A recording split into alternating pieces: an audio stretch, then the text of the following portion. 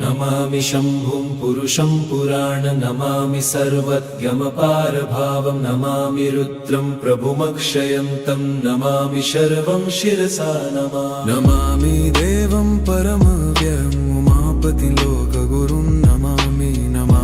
दारिद्र्यविदारणं नमामि रोगापहरणं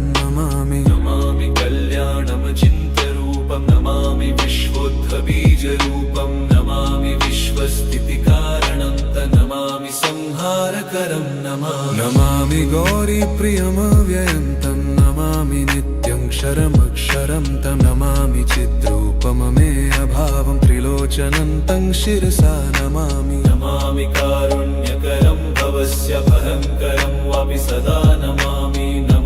दातारं नमामि सोमेशमुमेशमादमामि वेदत्रयलोचनं तं नमामि मूर्तित्रयवर्जितं तं नमामि पुण्यं सदसद्व्यातितं नमामि तं पापहरं नमामि विश्वसहितेररत्त नमामि रूपाणि बहूनि धत्ते यो विश्वगोप्ता सदसत्प्रणेत नमामि तं विश्वपतिं नमामि यज्ञेश्वरं सम्प्रति हव्यकव्यं तथागतिं लोकसदाशिवो यः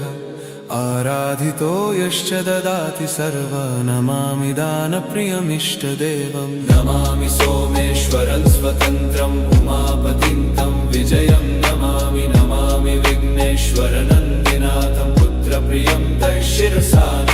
नमामि देवं भवदुःखशोकविनाशनं चन्द्रधरं नमामि गङ्गाधरमीशमीड्यमुमाधगं देववरं पुरन्दरादिसुरासुरैरचितपादपद्मं नमामि देवी मुखवादनान इक्षार्थमक्षित्रितयं यैष पञ्चामृतैर्गन्धसुधूपदीपैर्विचित्रपुष्पैर्विधैश्च मन्त्रैः अन्नप्रकारैः सकलोपचारैः सम्पूजितं सोममहं नमामि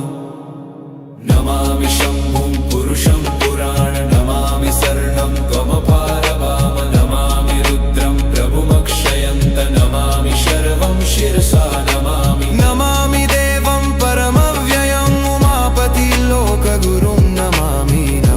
दारिद्र्यविदारणं नमामि रोगापहरं नमामि कल्याणमचिन्त्यरूपं नमामि विश्वोद्भबीजरूपं नमामि विश्वस्थितिकारणं नमामि संहारकरं नमामि गौरीप्रियमव्ययं नमामि नित्यं क्षरमक्षरं नमामि चिद्रूपममेयभावं त्रिलोचनं तं शिरसा नमामि यज्ञेश्वरं सम्प्रति हव्यकव्यं तथागतिं लोकसदाशिवो यः आराधितो यश्च ददाति सर्वा नमामि दानप्रियमिष्टदेवं नमामि सोमेश्वरं स्वतन्त्रम् उमापतिं तं विजयं नमामि विघ्नेश्वरनन्दिनाथं पुत्रप्रियं तं शिरसा नमामि देवं वरदुःखशोकविनाशनं चन्द्रधरं नमामि